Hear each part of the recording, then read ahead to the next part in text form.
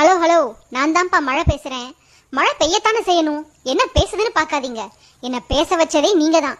கொஞ்ச நாளைக்கு பூமி பக்கம் எட்டி பார்க்காம இருந்தா கழுதைக்கு கல்யாணம் பண்ணி வைக்கிறீங்க, கோயில்ல யாகம் பண்றீங்க, கூட்டு பிரார்த்தனை பண்றீங்க.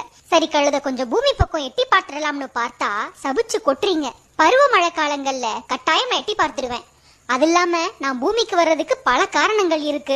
வெப்பச்சலனம், காற்றழுத்த தாழ்வு மண்டலம், வளி மேலடுக்கு சுழற்சி, புயல்னு பல காரணங்களை சொல்லிட்டே போகலாம். இந்த காரணங்கள் எல்லாம் இன்னைக்கு நேத்து வந்ததில்ல, காலங்காலமா இருக்கிறது தான்.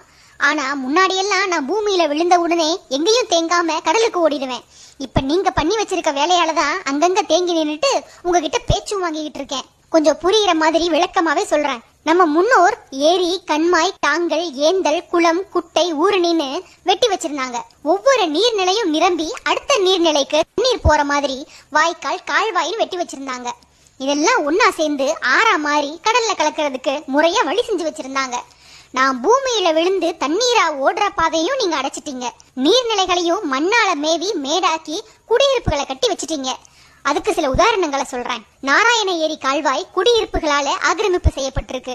பெரம்பூர், பெரவள்ளூர், மேடவாக்கம், சேத்துப்பட்டு, நுங்கம்பாக்கம், மயிலாப்பூர், மாம்பழம் பகுதிகளில் இருந்த நீர்நிலைகள் எல்லாம் இப்போ காணாம போயிடுச்சு.